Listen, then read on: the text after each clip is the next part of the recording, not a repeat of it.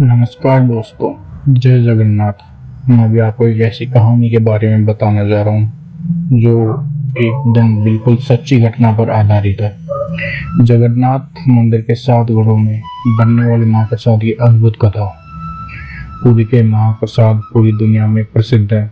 इस मंदिर की रसोई को संसार की सबसे बड़ी मंदिर रसोई माना जाता है। यहाँ प्रतिदिन हजारों श्रद्धालुओं के लिए मिट्टी के घड़ों में भोजन तैयार किया जाता है। सबसे आश्चर्यजनक बात यह है कि भोजन बनाने के लिए मिट्टी के 7 घड़े एक दूसरे के ऊपर रखे जाते हैं। नीचे लकड़ी की आग जलती है, लेकिन मान्यता है कि सबसे पहले सबसे ऊपर वाले घड़े का भोजन पकता है, फिर उसके नीचे वाला, और इसी क्रम में सबसे नीचे वाला अंत में पककर तैयार होता है। वैज्ञानिक दृष्टि से यह घटना भाप और गर्मी के प्रवाह से जुड़ी हो सकती है, लेकिन मंदिर की परंपरा और श्रद्धालुओं की आस्था के अनुसार यह भगवान जगन्नाथ की दिव्य कृपा और मां लक्ष्मी की रसोई का चमत्कार माना जाता है। माना जाता है कि स्वयं मां लक्ष्मी इस रसोई की देखरेख करती है। यदि कभी रसोई में कोई अशुद्धि हो जाए तो ऐसी मान्यता है कि एक काला कुत्ता दिखाई देता है। इसे देवी का संकेत माना जाता है। काला कुत्ता देवी का संकेत माना जाता है, ऐसा लोग मानते हैं। इससे देवी का संदेश माना जाता है। इसके बाद उस भोजन को श्रद्धालुओं में नहीं बांटा जाता और दोबारा शुद्ध विधि से प्रसाद बनाया जाता है।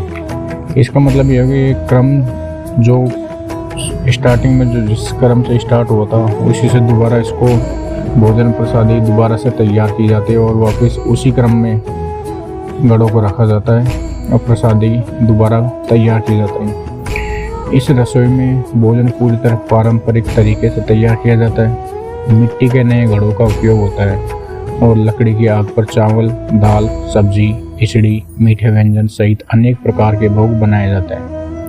पहले यह भोग भगवान जगन्नाथ, बलभद्र और सुभद्रा जी को अर्पित किया जाता है।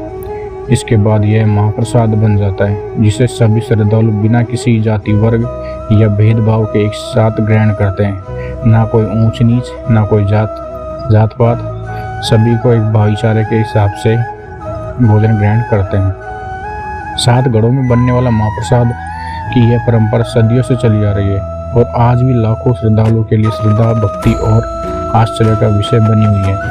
यह केवल भोजन नहीं बल्कि भगवान जगन्नाथ की कृपा, समानता और सेवा की महान परंपरा का प्रतीक माना जाता है। अगर ये कहानी आप लोगों को अच्छी लगी हो तो इस चैनल को लाइक करें, शेयर करें, सब्सक्राइब करें और ऐसे ही वीडियो के बारे में और जानने के लिए इस चैनल को सब्सक्राइब करें। यदि आपको यह कहानी अच्छी लगती है तो कमेंट में जय श्री जगन्नाथ जरूर लिखें। जय जगन्नाथ।